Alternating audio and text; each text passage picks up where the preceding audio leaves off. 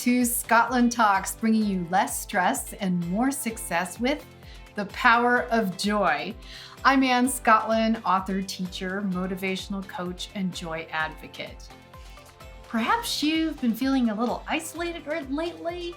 Does that sound familiar? Many of us have. And it's really easy to start feeling sorry for ourselves because we can't get as much attention or fun or happiness as maybe we did when we were surrounded by people all day, every day. We feel depleted. And so we turn inward sometimes or even spiral downward. And it's easy to forget in these moments that we already possess the magic to rally our emotional forces, lift our chin, and put a smile on our face. How? Well, in the next few minutes, I'm going to share with you a very effective way to get a happiness infusion. I could use a happiness infusion. How about you? But first, I just want to say a heartfelt thanks to all of you who are listening today. I'm so excited to have you here. And whatever platform you are listening on today, if possible, please like and subscribe to help keep this content coming. And I have an ask today. If you benefit from this episode, please share with one other person. Share this episode with one other person and give them a happiness infusion. That's my ask today. And if you want to find out more about me, you can check out my website for information about me and my new book, which is Live for Joy. And that's on annscottlin.com.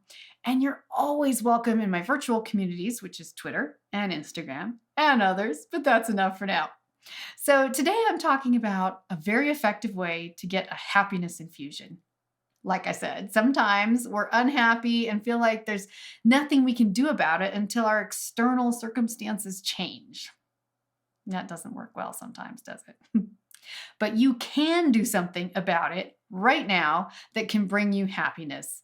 And that is by stepping out of some of your self-focus, by doing something to help bring happiness to someone else. Step out of your self-focus and do something to bring happiness to someone else. And before you say, oh, please, there is science behind this principle that I'm going to share with you in a moment. So hang in there. And I'm also going to share with you some very practical ways to apply this, even if you aren't seeing a lot of people right now.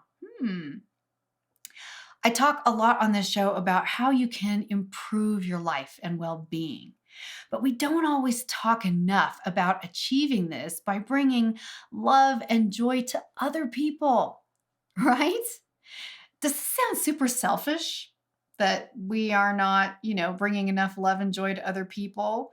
Does it seem selfish that to improve your well-being, you would help someone else so you feel better? I can see where you can see that does sound a little selfish. Well, it doesn't have to be selfish, or it can be. Whether you're trying to improve your own life or literally just want to make someone else happy, either way, it's okay, because if we're really honest with ourselves, even the generous things we do for others often also make us feel happy or purposeful or valuable or needed. So unless you're fully realized like the masters of the ages, and if you are, I'm very happy for you, most of us still have some ego floating around behind most of our actions, if we're honest. Regardless, bringing happiness to others is often a very effective way to also give yourself a happiness boost.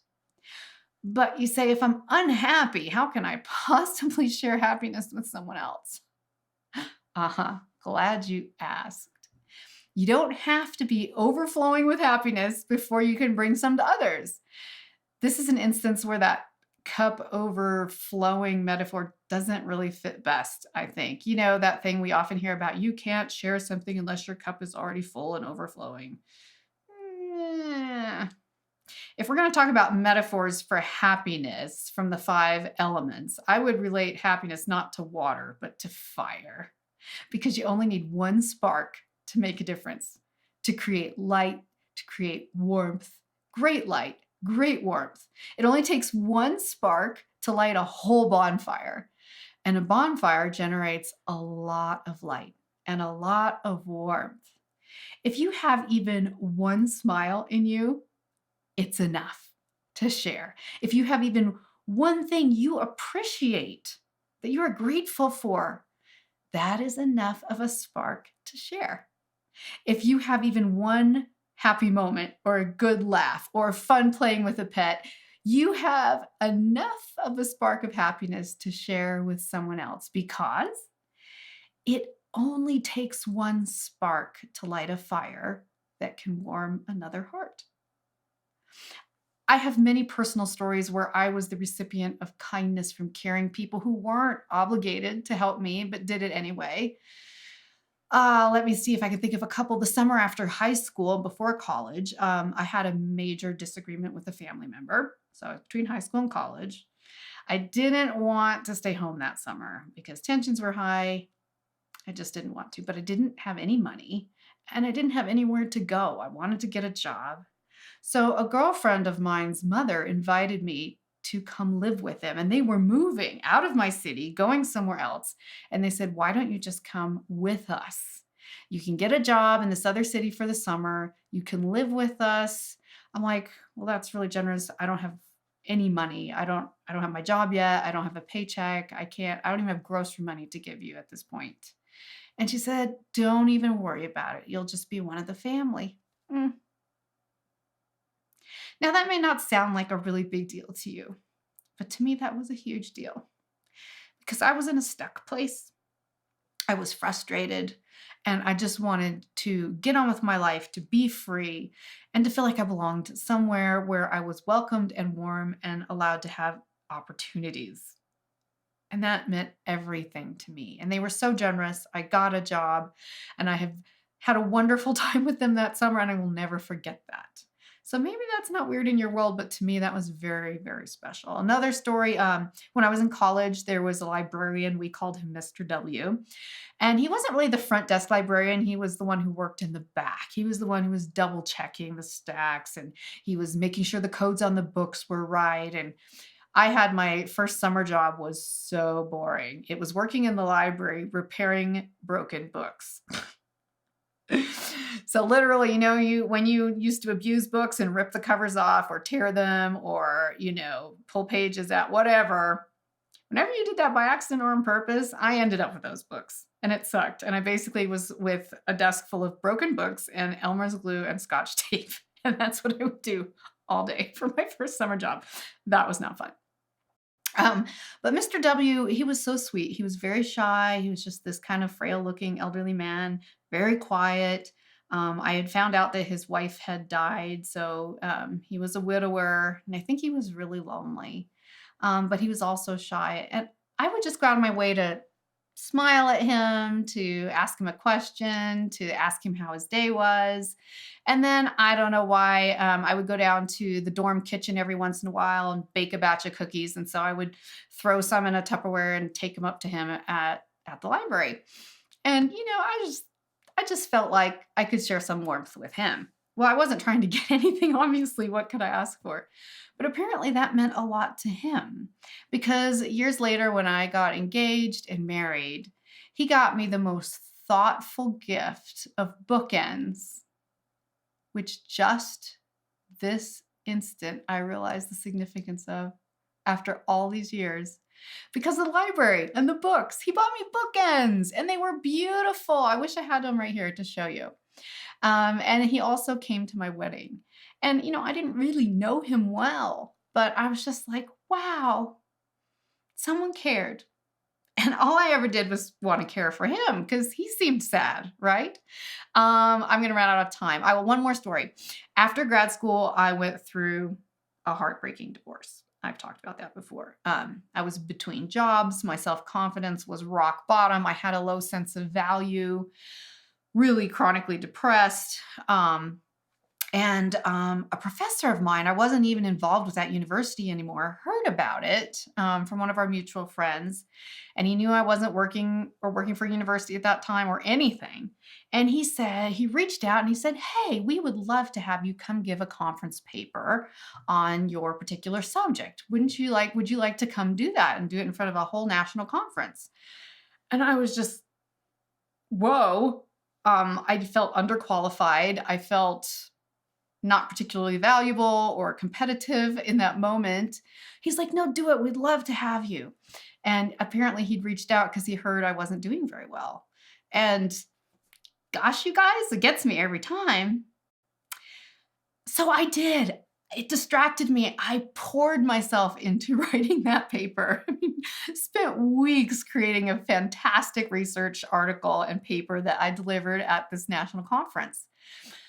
And I felt like I had some significance again. I felt like I had some value. I did not bring Kleenex here.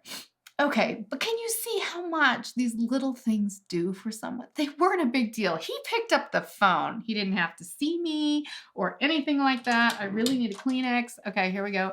All right. All right. Mascara running, I'm sure. Okay. Rallying. These are just examples of what other people have done in my own life when they tried to bring me a little bit of comfort or happiness. These were people, they just did something small that made a huge impact on my life. And did these people have perfect lives that were positively overflowing with happiness? I can tell you in most cases, they weren't.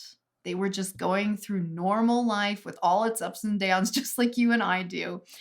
And yet something as simple as one small act, one invitation, some compassion touched me and brought me joy and gratitude for the rest of my life and made me want to share with others.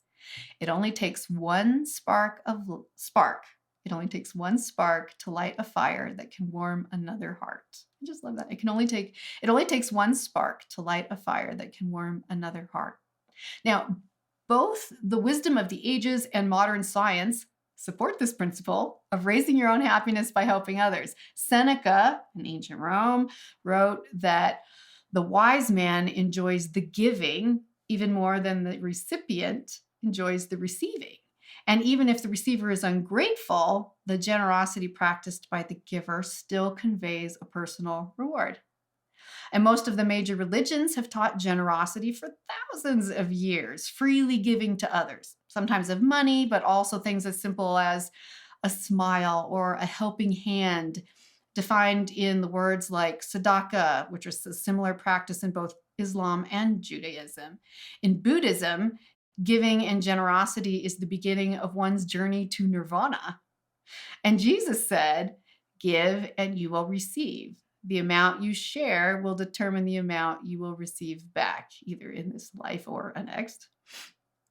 A study in behavioral science by Dr. Ed O'Brien at the University of Chicago also demonstrates that the joy of giving outlasts the joy of getting. This principle of helper therapy, as it's sometimes called, is even simple actions you choose to take to help others. Not only do you end up helping them and bring them happiness, but you can increase your own happiness as well. You can do something small for a family member or a friend or a neighbor or a coworker or somebody in your community. You can use your own ingenuity, resourcefulness to find these opportunities or needs and fill them. It can be simple. Pick or buy a bunch of flowers to give away. Or you can volunteer in a more formal capacity, either short-term or on an ongoing basis. There's this great survey of volunteers released by United Healthcare and Volunteer Match. I have to blow my nose. This great survey by United Healthcare and Volunteer Match, and the results said 89% of volunteers surveyed said that volunteering had improved their sense of well-being. 73% that said that volunteering lowered my stress levels. 92% said that volunteering enriched their sense of purpose in life. 72% also said that they felt optimistic about life, compared to only 60% of non-volunteers. 42% of volunteers reported a very good sense of meaning in their lives, compared with only 28% of non-volunteers. But you're saying, like, what if I can't leave my home to volunteer or help someone else? Or for a variety of number of reasons, can't leave home.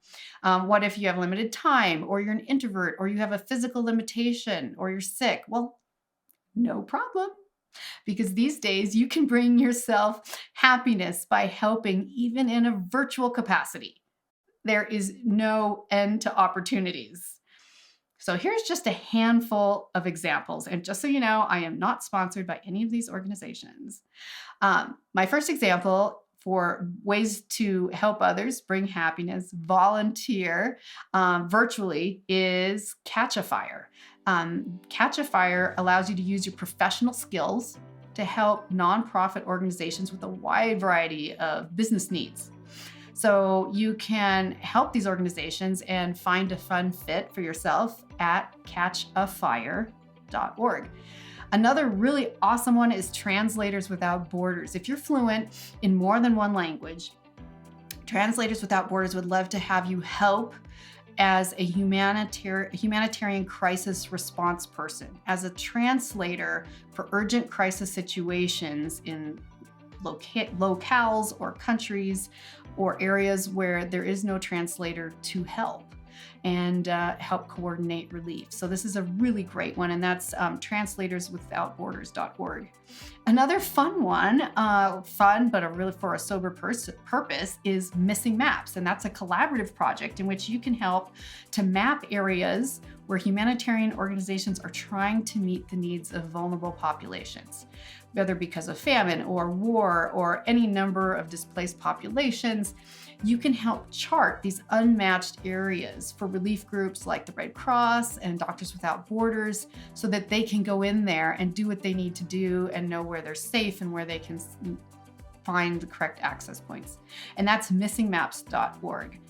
Now, if you're tech savvy, then TechSoup would love to have you remotely provide training and support for a wide variety of nonprofit organizations and initiatives all over the world. So TechSoup is a great place if you have tech skills and you would be happy to share and help others. So you can go to TechSoup.org on their volunteer page, and you can find that by scrolling to the menu at the bottom of their site. What about animals and pets? Animals and pets. Okay. You can check out the Best Friends organization and do a wide variety of things, even virtually from home. You can be a mentor to the great people who are fostering a homeless pet. You can be a foster parent recruiter for pets or a foster recruiter. You can offer remote medical support if you have medical skills or veterinary skills, and a dozen other remote opportunities. Just go to bestfriends.org/volunteer. bestfriends.org/volunteer and click on Helping Animals from Home. You can work with even the United Nations as a volunteer at unv.org, including all kinds of remote programs they have. And they even take youth volunteers. There's so many opportunities, you guys. And there are so many other things. I don't even have the time to go into detail. I mean, you can help kids around the world by tutoring or teaching, or help audio record books for the deaf, or become a remote volunteer for a crisis text line, or join an adopt a grandparent program where you visit with them in their nursing home virtually on Zoom. So many elderly people are especially lonely because they became so extra isolated by the pandemic. Or to make it easy, just check out Volunteer Match online to find the perfect virtual fit for you. You just go to volunteermatch.org. And if you need the extension, it's volunteermatch.org/virtual-volunteering. volunteermatch.org/virtual-volunteering. Or even just type in online volunteering from home on your web browser and you'll find so many things to choose from. There's definitely a fit for you. So you can pick any of these things, or you can just do something small that you come up with yourself, regardless of what you choose to do. Give it a go. What do you have to lose? Get an infusion of happiness by bringing help and happiness to others. It can be as simple as a smile, a bunch of flowers, a helping hand. It only takes one spark to light a fire that can warm another heart. In Lord of the Rings, the epic trilogy that I love so much, by the way. In Lord of the Rings, Return of the King, I love the beacons of Minas Tirith. Do you remember those? Those watchtower bonfires that were huge bonfires that were built on the tops of the highest mountain peaks. And in times of alarm or distress, They would light one and it would explode into this massive bonfire and shine for 25 or more miles. And the watchman on the next peak would see it and be like, oh my gosh, we've got to light ours. And they would light theirs until then the next one, 25 miles, would see theirs and light theirs. And these bonfires set off a chain reaction that brought help to the kingdom in its darkest hour.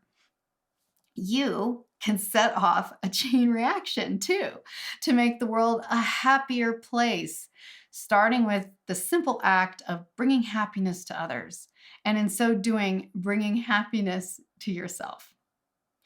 Thanks again to all of you for joining me here on Scottlin Talks. I hope I was able to give you a little bit of a happiness infusion.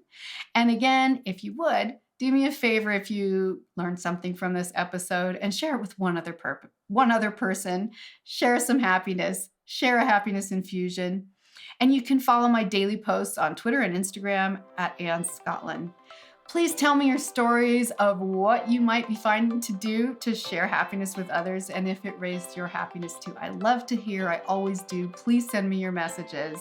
And I love to often share shout outs on the show. So send me those messages and I'd love to hear how it's going for you.